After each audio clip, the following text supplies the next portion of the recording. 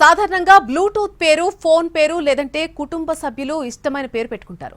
కానీ అమెరికాలో ఒక వ్యక్తి తన డివైస్ కు బాంబ్ అని పేరు పెట్టుకున్నాడు. దాంతో ఆ బ్లూటూత్ పేరు విమానంలోని సిబ్బందిని కంగారు పెట్టింది. దాంతో ఏకంగా ఎమర్జెన్సీ ప్రకటించి విమానాన్ని యూటర్న్ తీసుకోవాల్సిన పరిస్థితిని కల్పించింది. అలా స్పెయిన్ కు వెళ్లాల్సిన విమానం బయలుదేరిన అమెరికాలోనే తిరిగి ల్యాండ్ అయిపోయింది. యునైటెడ్ ఎయిర్లైన్స్ కు చెందిన బోయింగ్ విమానం 190 మంది ప్రయాణికులు 12 మంది సిబ్బందితో న్యూజెర్సీలోని నెవార్క్ నుంచి స్పెయిన్ కు బయలుదేరింది.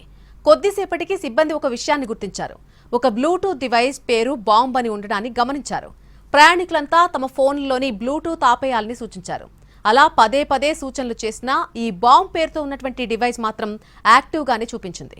2 గంటలైనా అది అలాగే ఉండడంతో గ్రౌండ్ సిబ్బందితో సమన్వయం చేసుకుని ఎమర్జెన్సీ ప్రకటించారు.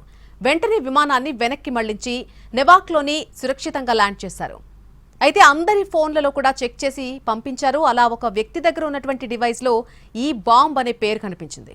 అది ఆఫ్ చేసి ఊపిరి పీల్చుకున్నారు ఎయిర్పోర్ట్ సిబ్బంది.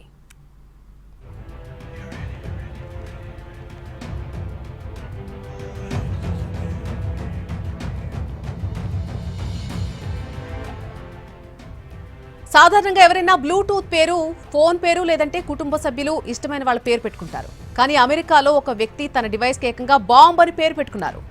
దాంతో ఆ బ్లూటూత్ పేరు విమానంలోని సిబ్బందిని కంగారు పెట్టేసింది. ఏకంగా ఎమర్జెన్సీ ప్రకటించి విమానాన్ని యూటర్న్ తీసుకోవాల్సిన పరిస్థితిని కూడా కల్పించింది. అలా స్పెయిన్ కు వెళ్లాల్సిన విమానం బయలుదేరిన అమెరికాలోనే తిరిగి ల్యాండ్ అయింది. యునైటెడ్ ఎయిర్లైన్స్ కు చెందిన బోయింగ్ విమానం 190 మంది ప్రయాణికులు 12 మంది సిబ్బందితో న్యూజెర్సీలోని నెవార్క్ నుంచి స్పెయిన్ కు బయలుదేరింది. కొద్దిసేపటికి సిబ్బంది ఒక విషయాన్ని గుర్తించారు.